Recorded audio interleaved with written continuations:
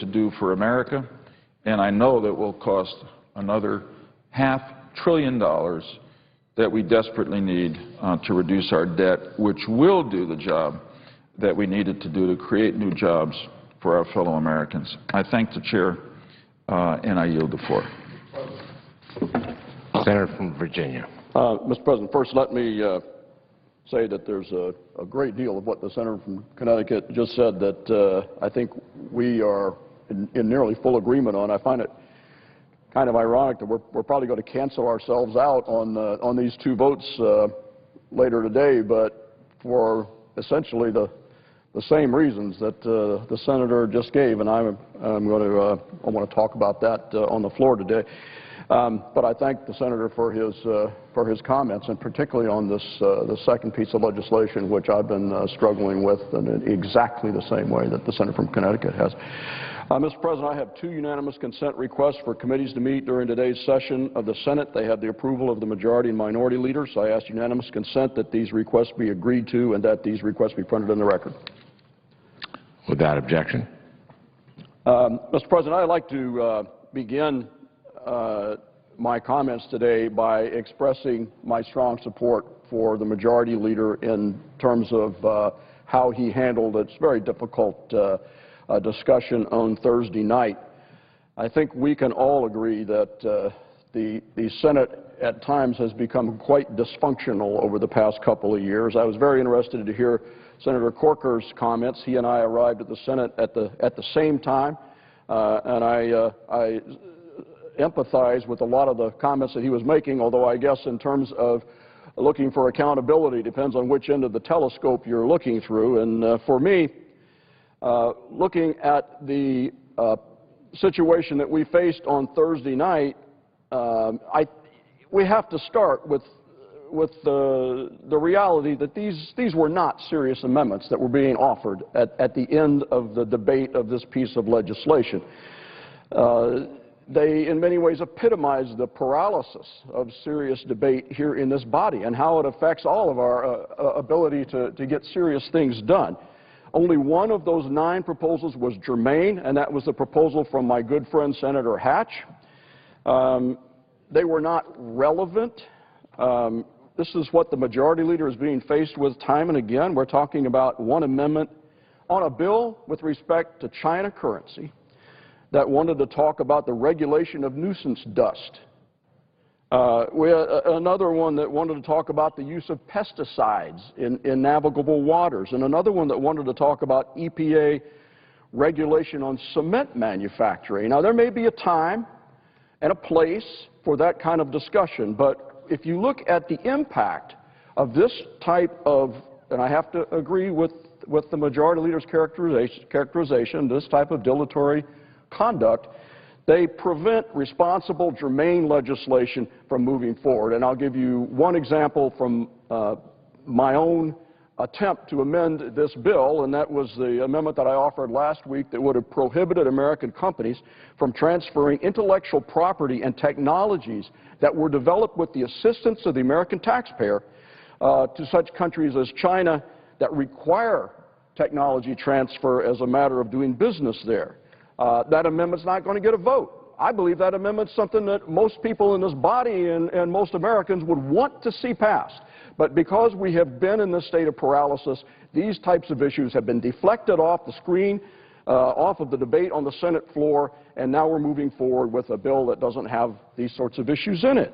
And I'm going to vote for this bill, by the way. With respect to the jobs bill, I'd like to make a couple of comments here, first associating with some of the comments that Senator Lieberman made, but also there's an issue here that but with respect to economic fairness and the disparity in this country between top and bottom that I don't think is being properly debated in the context of this bill. In the end, as Senator Lieberman pointed out, I strongly believe that the way to bring good jobs back is to improve our economy in the private sector, and that means more capital investment. Winston Churchill once said something to the effect that You can't tax your way out of an economic downturn any more than you can pick up a bucket if you're standing in it. There's a lot of money out there. The senator from Connecticut mentioned that. We can't control whether that money is going to be invested, but we can work to incentivize conduct that might encourage investment. And I think people on both sides need to set aside the partisan debate that is going on, looking into next year's election, and really work toward that end. At the same time, there are two difficulties that I have with this legislation. The first is the timing. And Senator Lieberman was very eloquent in his concerns about the timing of this bill, with the super committee working on these issues in a larger context, getting ready to report out within the next month or so. And Senator Corker made a very valid point that I hadn't really thought about, and that is that we have worked, and I've been one of those who has worked, to bring these free trade agreements to fruition, and we have a very short window with the President of South Korea arriving this week and hopefully having a free trade agreement passed by the time he makes his presentation to a joint session of the Congress. But there's another issue, and that is the pay for. And we're talking about this millionaire surcharge, this 5.6% that would be put on top of these other tax increases for the millionaires, quote unquote. But in many cases, Mr. President, this isn't even a tax on the wealthiest Americans that it's designed to reach. And let me preface what I'm going to point out here by saying I believe I have been one of the loudest and most consistent voices on the issue of economic fairness and executive compensation in this body. I raised it in every speech during my Senate campaign. I put it on the table nationally when I responded to President Bush's State of the Union address in '07. I put the issue of the disparity in executive compensation from when I graduated from college, when it was 20 times, a CEO making 20 times what the average worker made, to today when it's about 400 times. I introduced a windfall profits tax after it became clear that the money we put into TARP was going to be used to unjustly reward executives from the companies that had been bailed out by our taxpayers. This was a very narrowly focused bill that said if your company got $5 billion or more, you could get your compensation, you could get $400,000 bonus, and anything after that you had to share with the people who bailed you out because they were bailing out the economy. I couldn't get a vote. Now, let's be fair. I couldn't get a vote because neither side wanted a vote. People don't want to take a vote on something that is that directly related to how they finance their campaigns. That is the honest truth.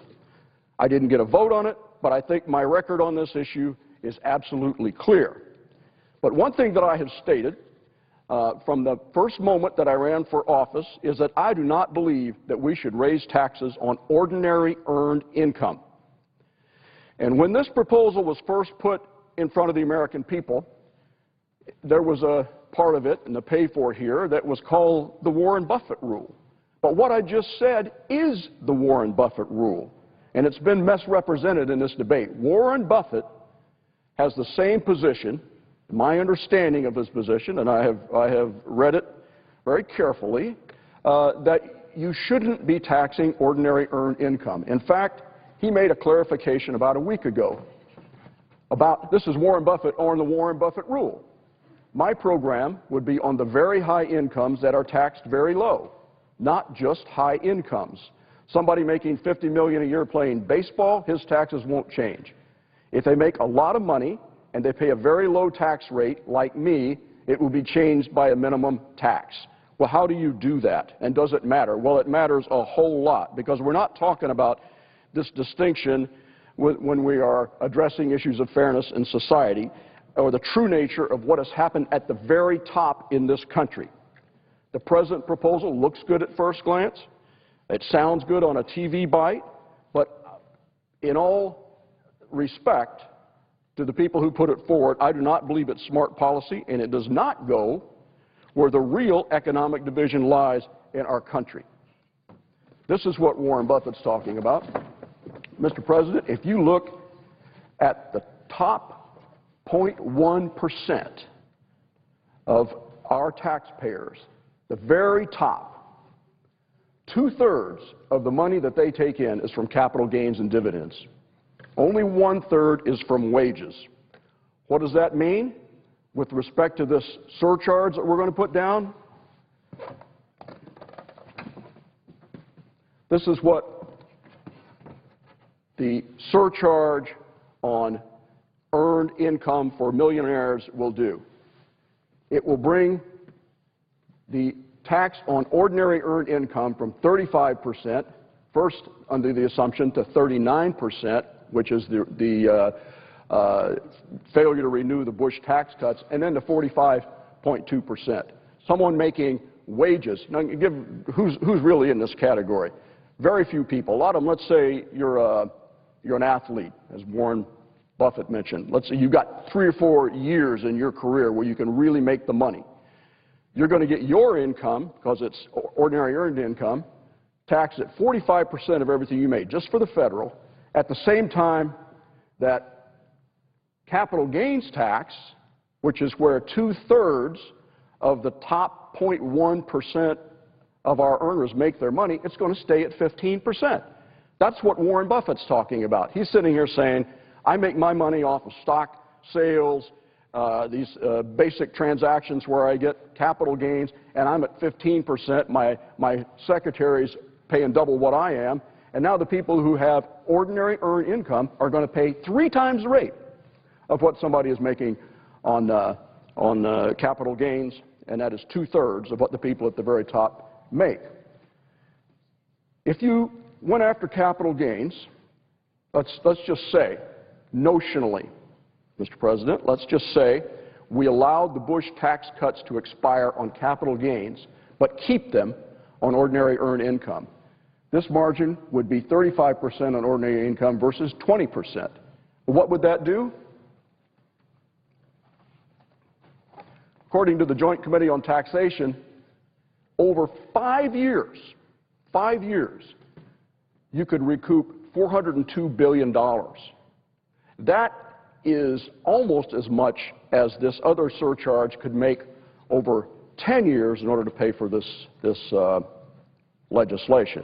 So, and most importantly, you're going into the issues of fairness that we have been trying to bring to the table, and that is truly focus on those at the very top who have benefited the most from what has happened in what is frequently becoming a fractured economic society.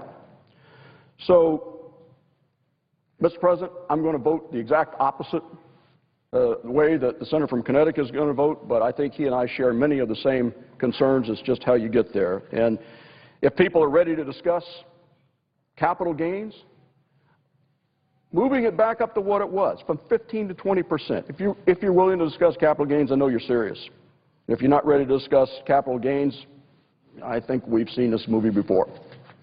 I yield the floor and suggest the absence of a quorum. The clerk will call the roll. Mr. Akaka.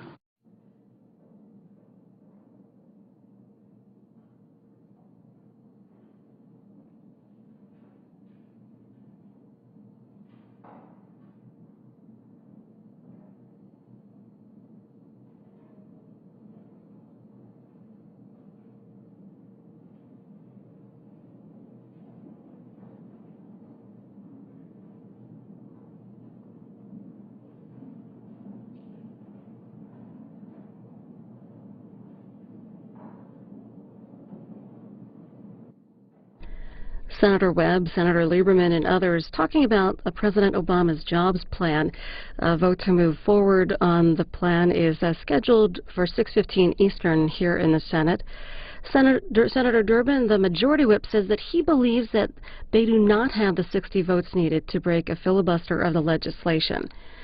Politico writing that behind the scenes, Senate Democrats are trying to develop a Plan B, a series of smaller bills that actually have a chance of passing the badly divided Congress. For instance, New York Senator Chuck Schumer has been quietly courting some Senate Republicans and Democrats to see whether there's any appetite for merging a GOP-backed idea, a tax holiday for corporations to bring home their overseas profits, with a democratically supported plan of creating a national infrastructure bank. And at the same time, Democrats are weighing whether to push ahead with other individual pieces of the president's jobs plan, like its extension of the payroll tax cut, that in Politico.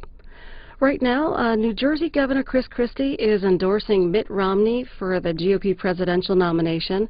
The two are holding an event right now, making that announcement in New Hampshire. You can see it live on C-SPAN 3.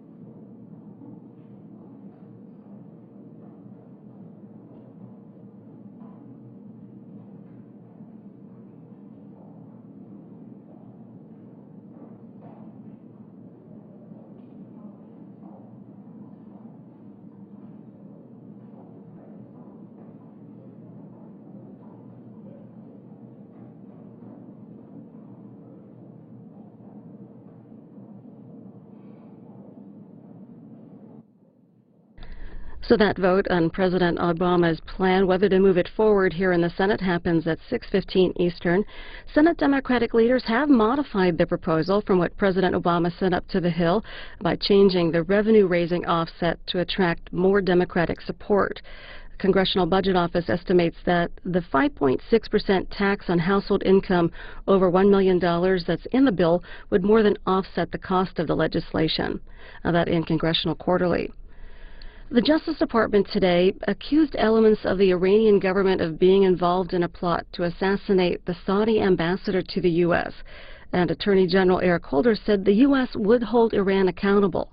Here's that Justice Department news briefing, while as we wait for a senator to speak.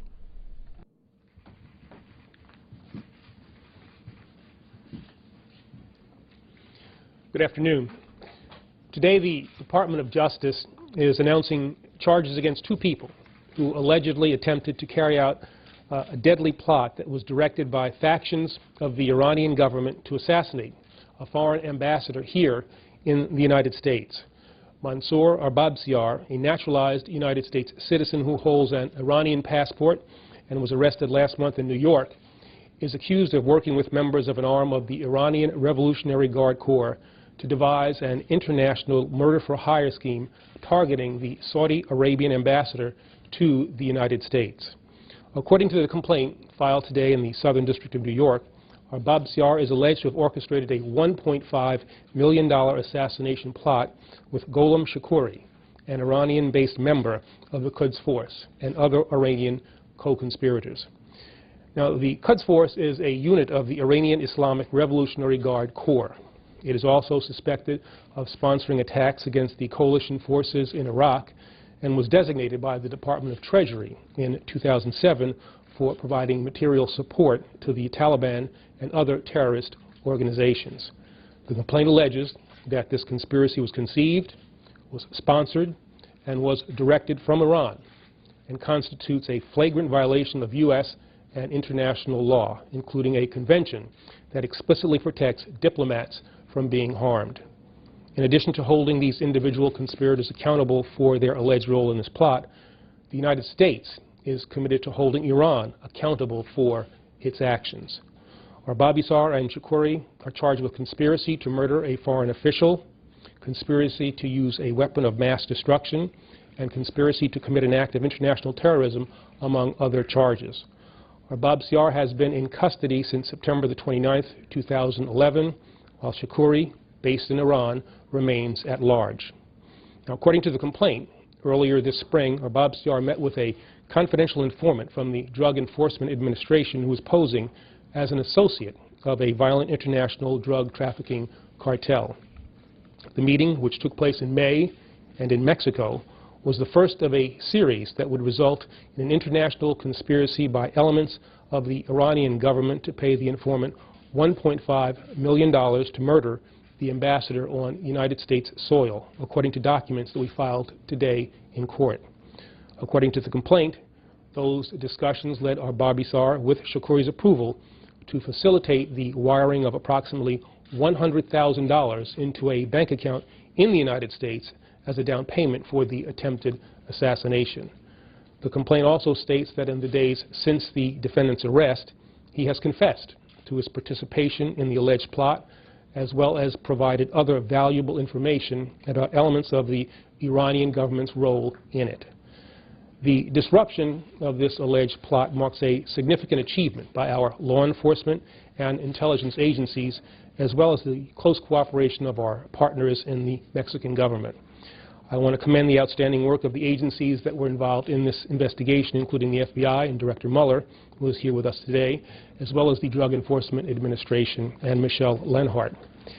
Their agents and their analysts worked closely with prosecutors here at the Department's National Security Division, as well as in the Southern District of New York, over these many months to monitor this alleged conspiracy, obtain valuable information, and bring one of the primary plotters to justice. I want to thank them for their remarkable work, and I would like to turn it over to Director Mueller. Well, good afternoon. This case illustrates that we live in a world where borders and boundaries are increasingly irrelevant. A world where individuals from one country sought to conspire with a drug trafficking cartel in another country to assassinate a foreign official on United States soil. And though it reads like the pages of a Hollywood script, the impact would have been very real, and many lives would have been lost. These individuals had no regard for their intended victim, no regard for innocent citizens who might have been hurt or killed in this attempted assassination.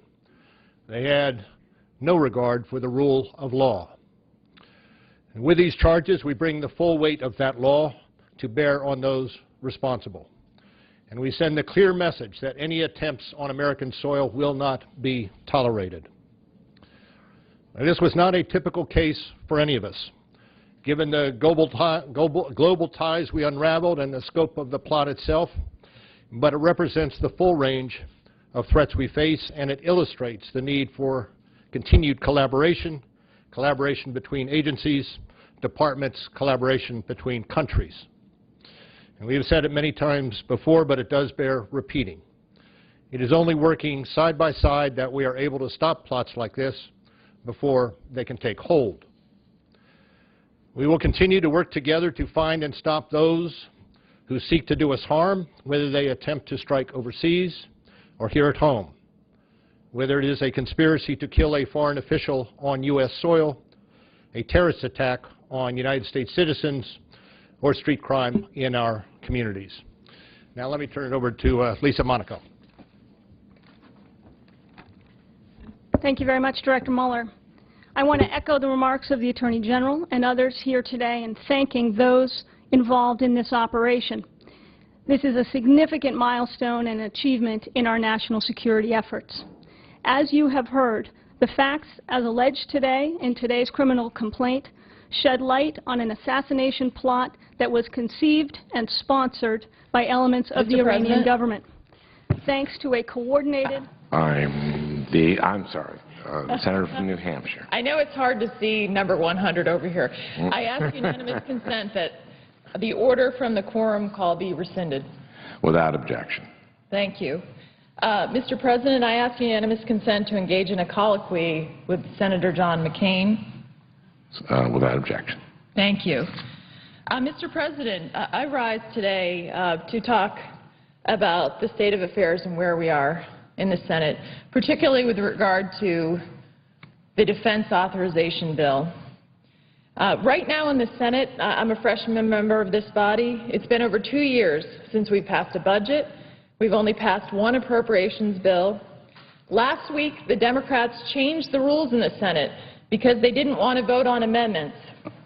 And for the first time in my lifetime, The defense authorization bill is not being brought to the floor by the majority leader. This is at a time when we are engaged in 2 wars, and the threats to us and our allies from the Islamist terrorists remain. In fact, today, authorities broke up an alleged plot to bomb the Israeli and Saudi Arabian embassies in Washington and to assassinate the Saudi Arabian ambassador to the United States. And why, at a time like this, when there is nothing more important than we can do in the United States Senate than to ensure the national security of the American people, the majority leader is refusing to bring forward the defense authorization to this floor because he objects to one provision in it, addressing detainees. I'm concerned that this is no longer the most deliberative body in the world. And I'm new here, and I'm often asked as a new member of this body what has surprised me most as a new senator. And I have to say honestly, how few votes that I've taken since I've been in the U.S. Senate. In fact, the number of votes that I've taken in the U.S. Senate since I've been here are far below what we took last year and what we took the year before. And yet the problems that our country faces, and on issues like this in terms of our national security, what could be more important than voting on a defense authorization bill? I would ask my distinguished colleague from Arizona, who is a senior member of this body, have you ever seen the Senate like this? Is this how the Senate is supposed to operate? I'd like to respond to my colleague, and by the way, I noticed she said that it would be the first time in her lifetime that we had not passed a defense authorization bill. It would not be the first time in my lifetime, but since it's been 41 years. But I'd say to my friend and colleague who has played a very important and essential role on many of the issues before the Armed Services Committee, not only because of the background, the military background of your family, including a husband who is a distinguished A-10 pilot, but also as a former Attorney General of your state and very familiar with many of these issues that surround the detainee issue. And I would like to say to my colleague that it was her amendments that were passed in the committee concerning detainee treatment that became part of the legislation that I believe the legislation, that section was passed by a vote of 25-1 in the committee. So it's not as if there were sharp divisions between both sides of the aisle on the issue of detainee treatment. And yet, apparently, that seems to be the objection of the administration to not only to the bill, but even taking up the bill for consideration before the full Senate. As the senator from New Hampshire pointed out, first time in 41 years. And I just want to explore with her for a second this whole issue of detainee treatment.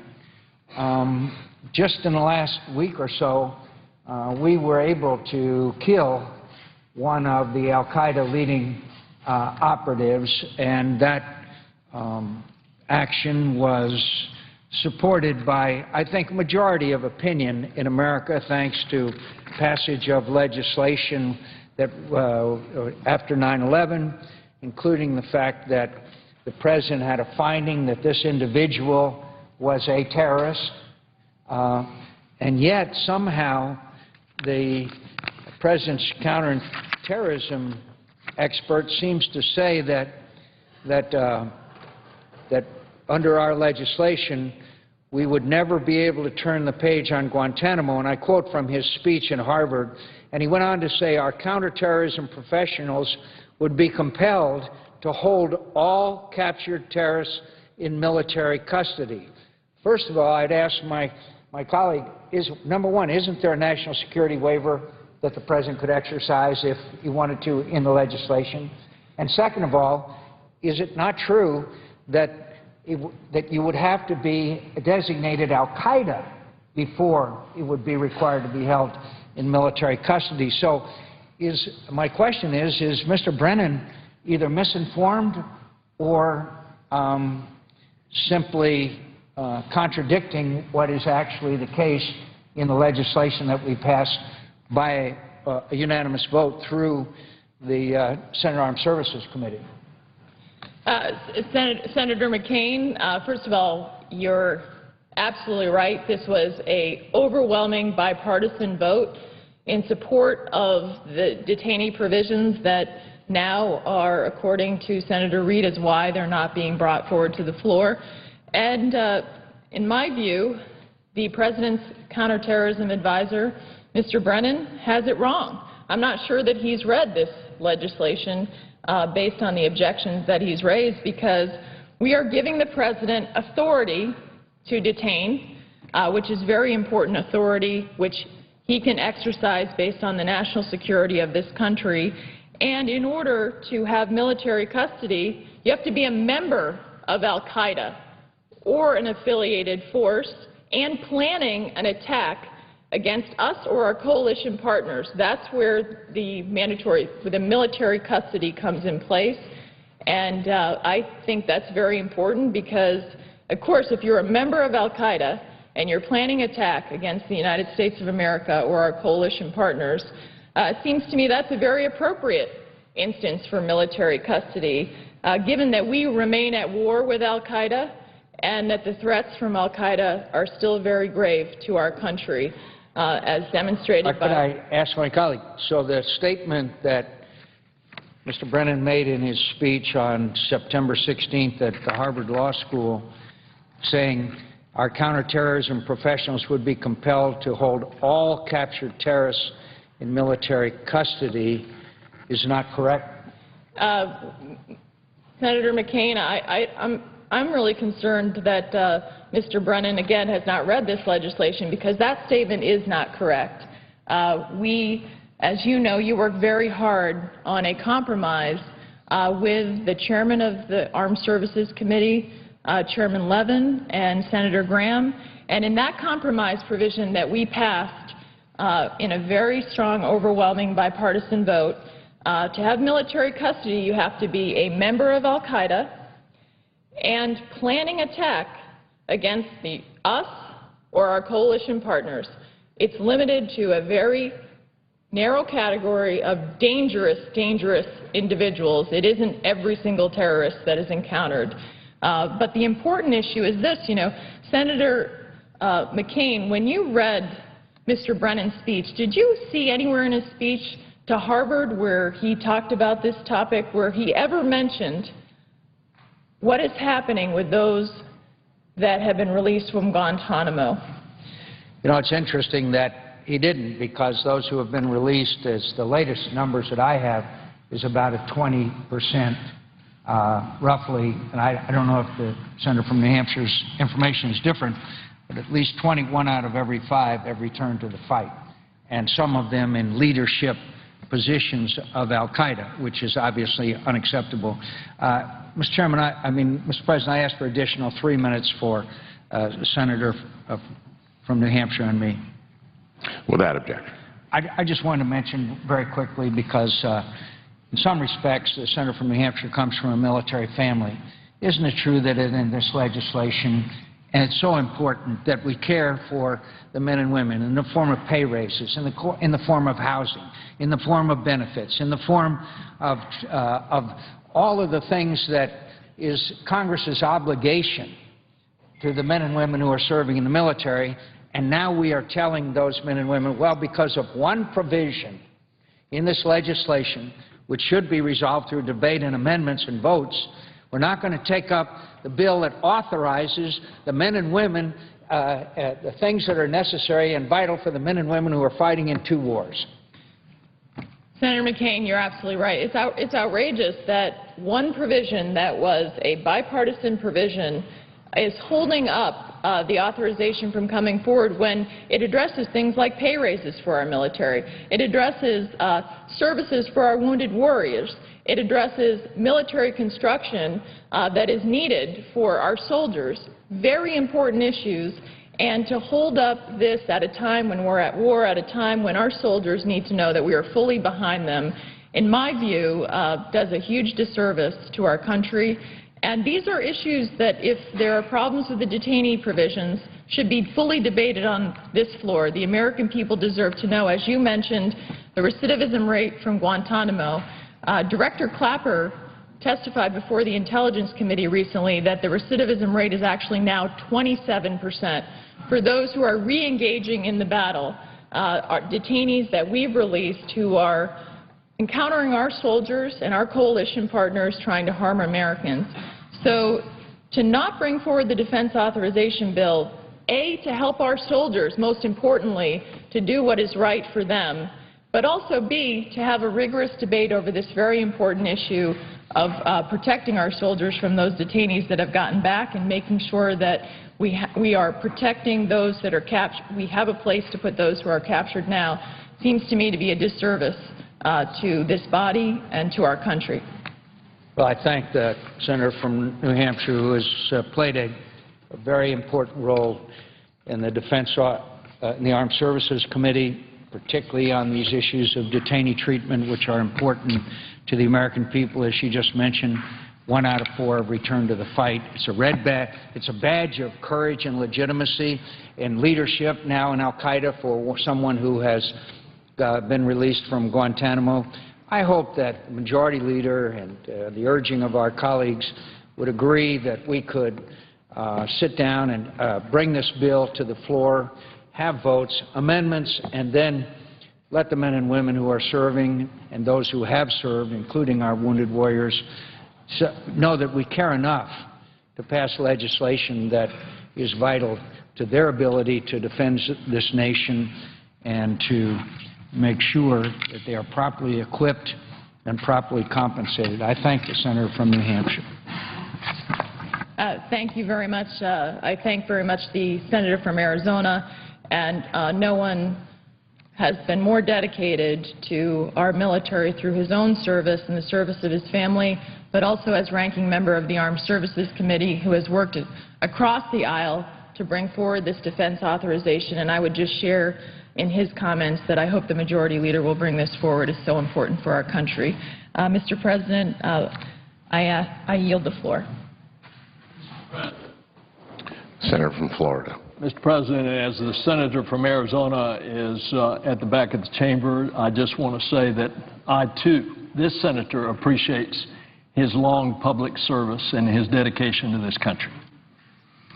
Mr. President, as one of the senators from a state that borders the Gulf of Mexico, naturally, we have been quite concerned in the follow-up to the Deepwater Horizon oil spill. You remember that was an oil spill that at first BP said, oh, it was only 1,000 barrels a day. And it wasn't until Senator Boxer, the chairman of the Environment Committee, and I were able to wrangle the actual streaming video from 5,000 feet below the surface and put it up on my website that the scientists could then calculate how much oil was coming out. It wasn't anywhere close to 1,000 barrels a day. In fact, it ended up being 50,000 barrels of oil a day that were gushing into the Gulf of Mexico. And as a result of that, total number of days, almost 5 million barrels of oil that had gushed into the Gulf. We can expect some serious economic and environmental consequences, and particularly the consequences on the critters. Now, Mr. President, it is hard to go down to 5,000 feet and get data because of the pressure there of what's happening on the critters. But we have an opportunity to find out what's happening by where all of that oil seeped toward shore, onto the beaches, into the estuaries, and of course the estuaries that were closest to the oil spill was the coastline of Louisiana and a lot of those marshes. And what I've learned in public service, when you are addressing a problem, if it is a problem of this enormous consequence to not only the livelihoods of people who live up and down the Gulf, whether their livelihood be tourism, as so much of our state of Florida was affected, or whether it be the livelihoods of the actual critters themselves, and therefore the livelihoods of a lot of people because of the shrimping and the fishing industry, which is major, coming from the Gulf. What I've learned over my years in public service is that what you got to do is you have to dig down and you have to start relying on science to inform you what is at the root of the problem and how you go about solving the problem. And I can tell you that even though they shut off the oil gushing in, the spill, Mr. President, is not over yet. And so we're going to have to do the kind of informed planning of what we're going to do to address this environmental disaster, and science is the key to developing a plan. We got a pretty good indication from former Governor Ray Mabus, who's now our Secretary of the Navy, who the President had tapped to head that task force on what to do about the best way to address the damage. And based on Governor Mabus' recommendations, the President then issued an executive order, and it established an ecosystem restoration task force comprised of the relevant federal agencies and each Gulf Coast state. And so in the meantime, what we've done is up here worked with our colleagues in trying to figure out how to fund this important work. And for this work, for this senator, science is one of the key components. I can tell you from my experience in doing Everglades restoration in the state of Florida, if you don't have the science first to determine what to do, then you don't know how to do it. And you waste a lot of money and a lot of time. And the science will help you make sure that you accomplish what you were planning to do. And then your efforts are going to pay off. In other words, when a patient is sick, the doctor is first going to determine what's wrong, and then is going to figure out the treatment options, and then is going to monitor the patient's progress. And similarly, in this case, to get the best outcome for restoring the Gulf, we must use this same scientific framework. Now, why am I harping on this? Because when the 9 Gulf Coast senators, minus only one Gulf Coast senator, all 5 states' senators signed up as co-sponsors of this legislation headed by Mary Landrieu, when we filed this Restore Act to take part of the money, in fact, most of the money, from the fine that the Department of Interior is going to level under the already existing law of the Oil Pollution Act. Whatever that fine turns out to be, we have filed legislation to direct that money that comes from the fine. Naturally, some of it is for environmental restoration. Some of it is for economic restoration. Some of it is for planning for the future. A lot of it, we hope, is going to be going into the determination of science. And even though some economic development will come out of this in this legislation that has now come out unanimously out of the Environment Committee just a few weeks ago, even though economic development is going to be part of it, we got to know if we, in fact, are achieving our goal. And the science is the key to that. And so, Mr. President, just this week, I met with two scientists, professors at Louisiana State University. I won't say what was the outcome of what happened in the football stadium that afternoon when the University of Florida met with Louisiana State University, but that morning I had met with these two LSU professors who received a rapid grant from the National Science Foundation. And in their research on what is called killifish, Dr. Whitehead and Dr. Galvis found that even in areas where the visible oil has disappeared, these little fish, about that large, these little fish and their embryos sustained long-term genetic damage. Well, let me show you what I'm talking about. Mr. President, the killifish is a small egg-laying fish found in the Gulf of Mexico. They spawn from March to October in shallow water in the marsh grass beds. Killifish, which when adult are about that long, are a popular bait fish, and they eat a lot of mosquito larvae. So they become part of Mother Nature's natural pest control. And so, in April of 2010, when the Deepwater Horizon began to gush the oil, it was in the midst of killifish spawning season.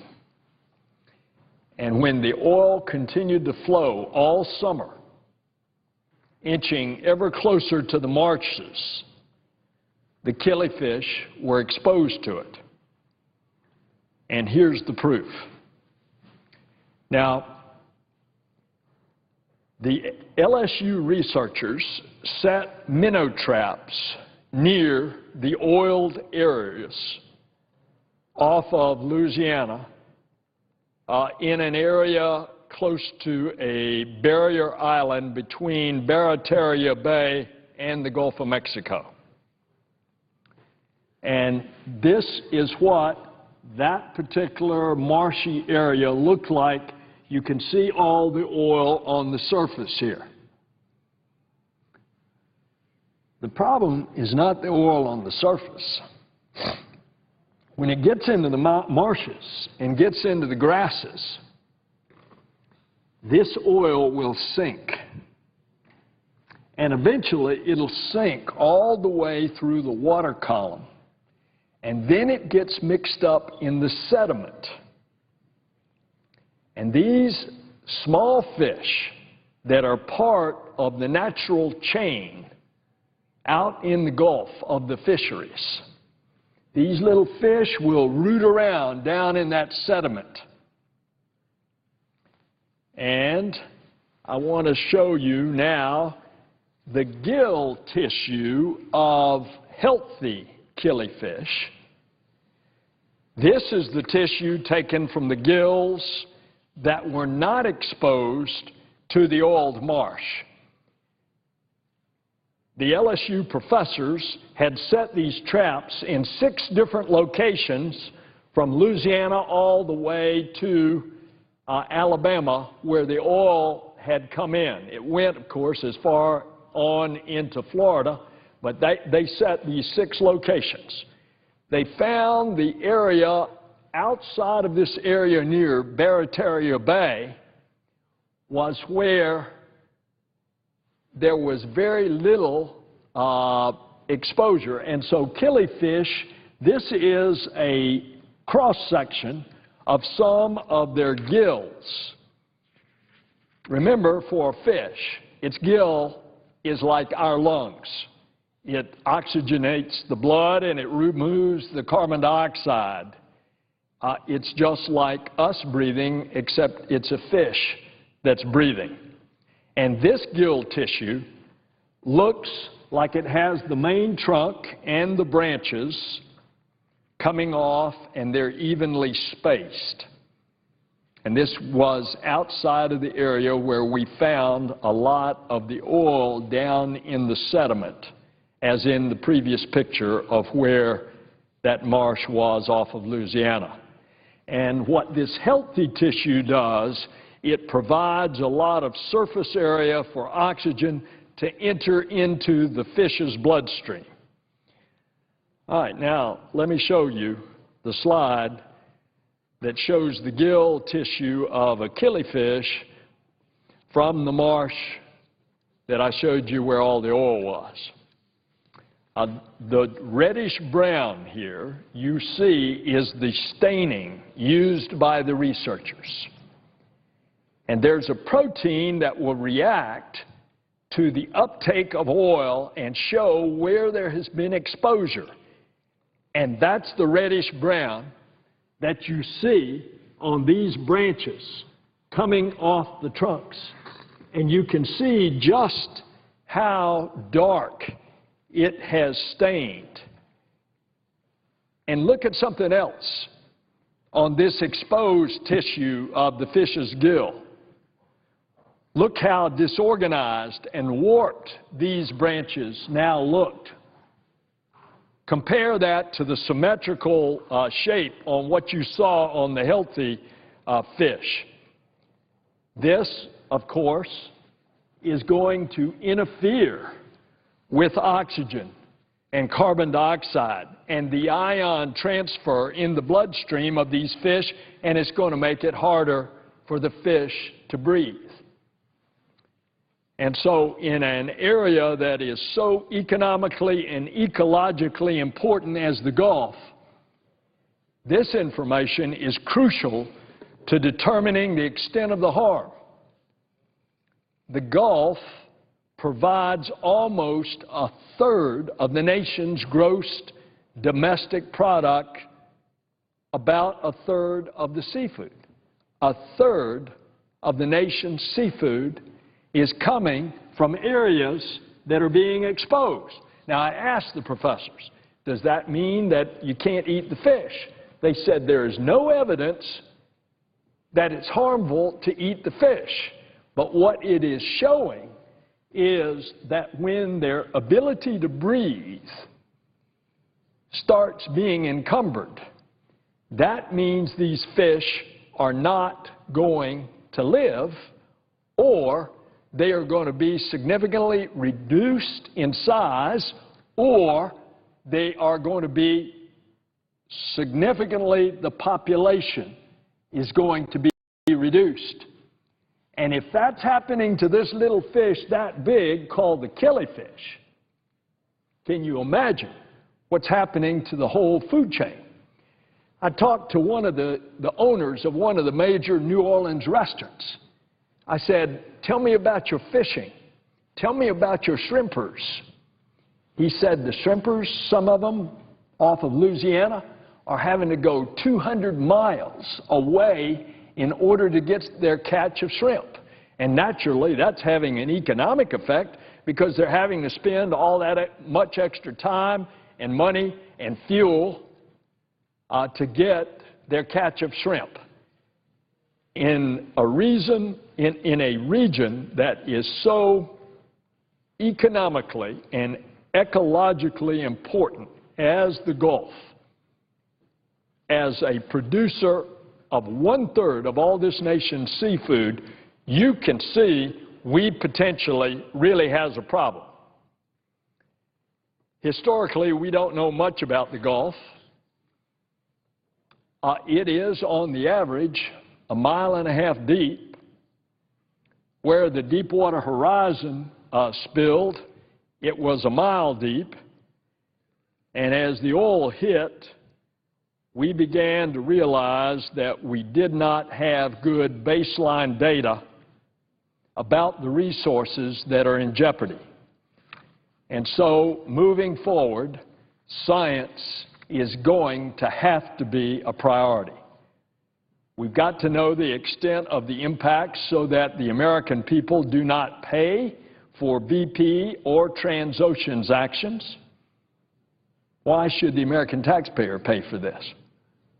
And we've got to find out how best to restore the Gulf so that it can continue to be the source of environmental and economic wealth that it has historically been to this country.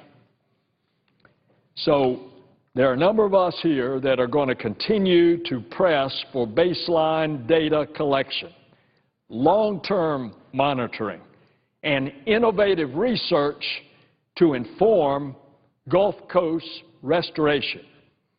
And I hope our colleagues are going to join us in the first step toward that, which is the passage of the Restore Act, which has come out of the Environment Committee, which is bipartisan, supported by almost all the senators of the Gulf, and of which we need to allocate the fine money so that it will go into good uses instead of just, under current law, being poured into the oil spill liability trust fund.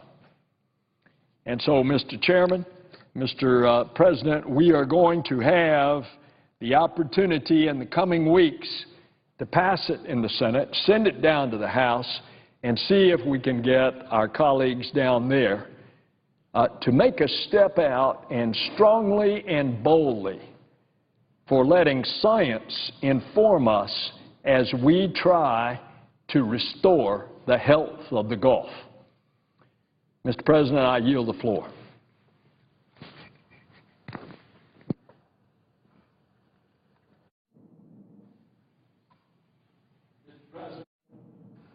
From Florida is recognized. Mr. President, it's somewhat providential that my colleague from Alabama is coming to the floor, probably to speak on another subject, but I would point out to the Senate that he is a co-sponsor of the Restore Act to try to restore the health of the Gulf of Mexico and understand the changes that I have just talked about, some of the initial research that has come from, sourced by, funded by the National Science Foundation. Mr. President, I thank the senator from Alabama for his co-sponsorship, along with our other colleagues from the Gulf Coast. I yield the floor. Mr. President? Senator from Alabama is recognized. I thank my colleague from Florida and appreciate his work on this. And we have had a bipartisan effort. I was pleased that Chairman Boxer at the Environment and Public Works Committee, of which I'm a member, joined with us in moving the legislation forward. I think it's time for us to do that now while we have an opportunity to make a decision that's fair to all parties.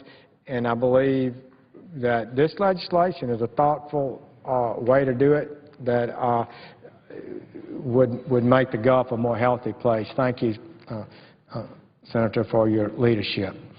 I am, Mr. President, here to share a few thoughts as we move to the final vote on the China currency legislation that I believe we must pass.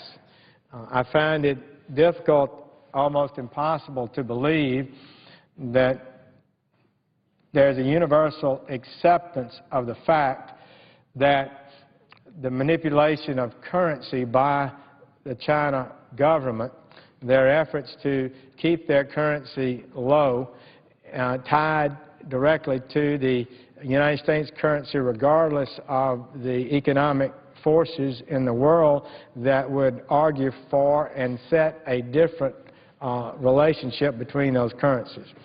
The net result of that has been to damage the American economy, and I don't think anybody disputes it.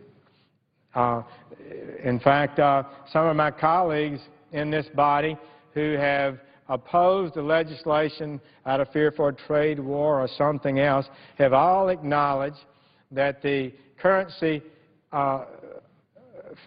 factors set by China are not good. they all acknowledge it adversely impacts the economy of the United States and costs American jobs. And it's not right. It's just not right. And we are losing jobs dramatically. Federal Reserve Chairman, I would ask, us to ask ourselves, is Mr. Bernanke, Chairman of the Federal Reserve, a protectionist? Is he somebody that doesn't believe in trade? Is he somebody that that's trying to stop trade? I don't think so. This is what he said last week on the question of jobs in his testimony before the House. Right now, our concern is that Chinese currency policy is blocking what might be a more normal recovery in the global economy, blocking a normal recovery from a recession. He goes on to say, it's to some extent hurting the recovery, close quote. That's the Federal Reserve Chairman. So I don't understand the thought that somehow when we say we have an obligation to our constituents to defend their legitimate interest on the world stage in a global economy, to make sure the global economy, where trade is so valuable to us, is conducted in a fair way. It's not a fair system. And it's been going on for over a decade. And our leaders, former presidents, President Obama, all of them, when the chips are down, don't do anything significant to confront this problem. They just allow it to continue, and we are hemorrhaging jobs. Maybe more than 1 million jobs have been lost as to this one currency manipulation alone. I think it's unhealthy for the country. I'm worried about the middle class in America. I don't believe you can have a middle class in America without a vibrant manufacturing base. Oh, we've had them in the past talking about a service economy. We're going to become a service economy.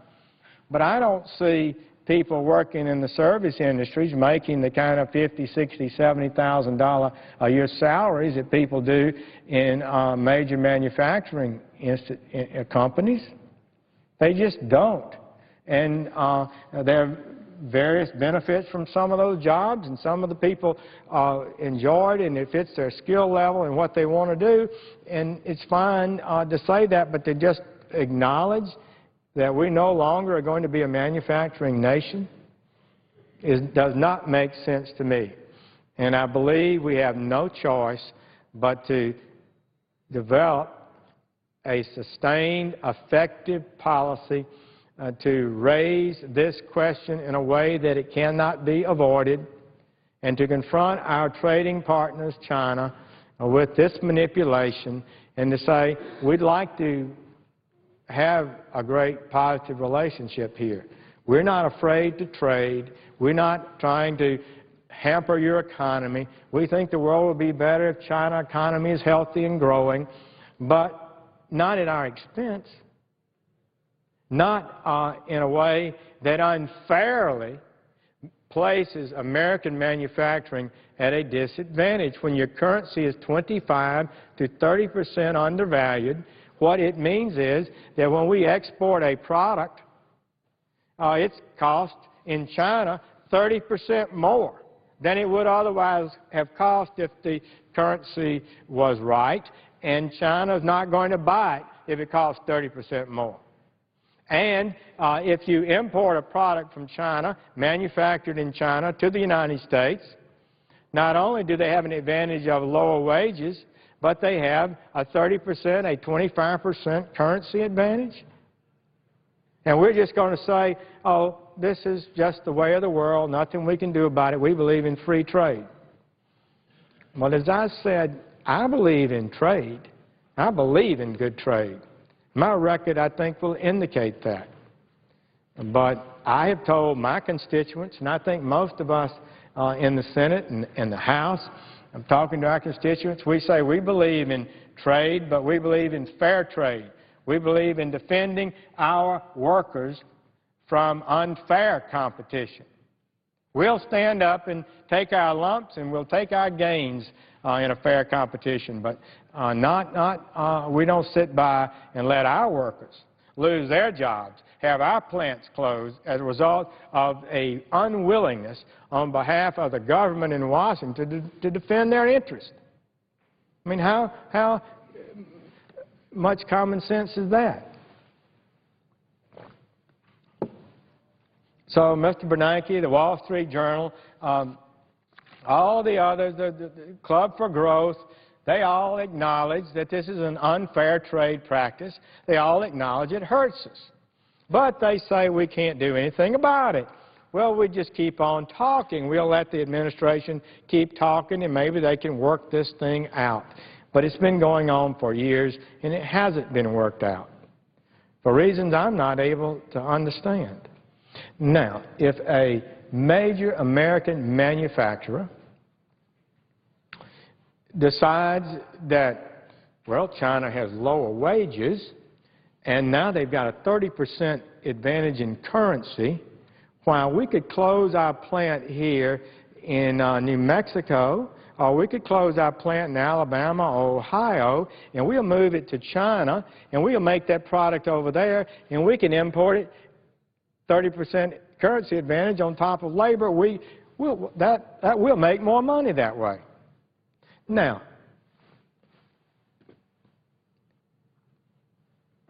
I think that's how decisions are being made in this country right now. It is being made in that fashion. And if you are a stockholder in one of those companies, you would say that makes common sense to me.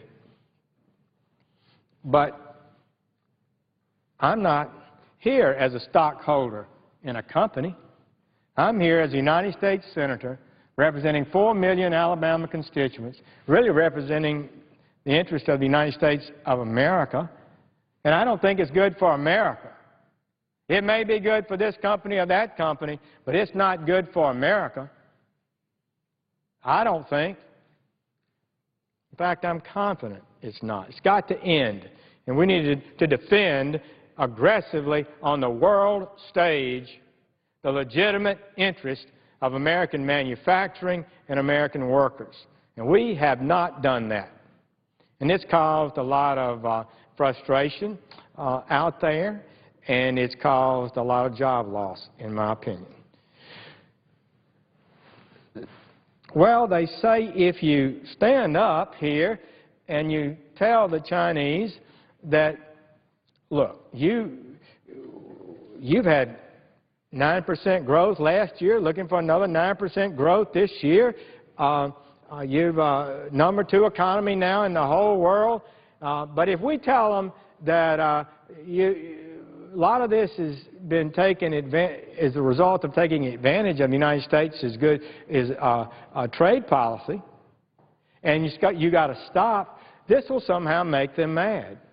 And this will make them angry, and they will commence a trade war against us. That's what the argument basically is.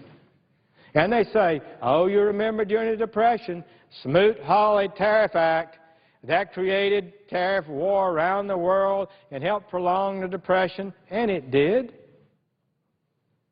Well, let me tell you, this is not Smoot-Hawley Tariff. It's just not.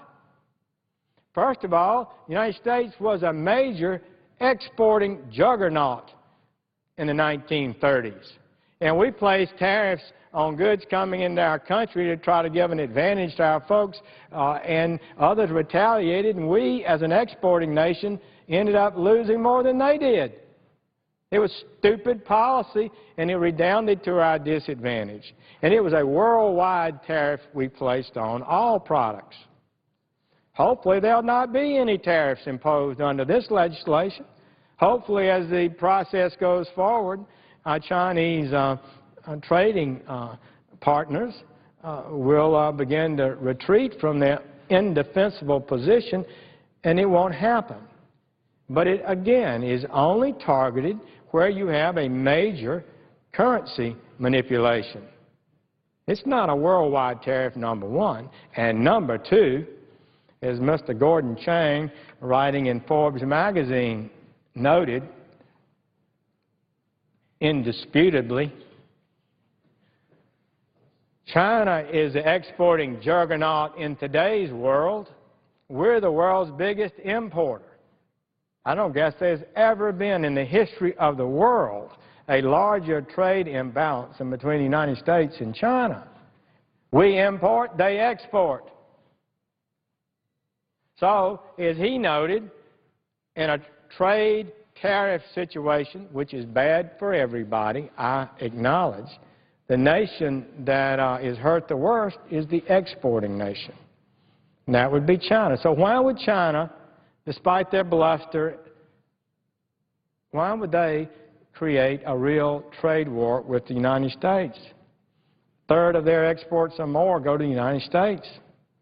You know, this is a huge, huge part of their growing economy. And I'm happy that China is making financial progress, and I sincerely hope that they will be able to continue to do so. But it can't be done at our expense. So I would say that Smoot-Hawley argument is not a good one. Neither is the fact that China would execute a trade war with the United States. It just makes no sense for them to do so. They would be cutting off their nose to spite their face.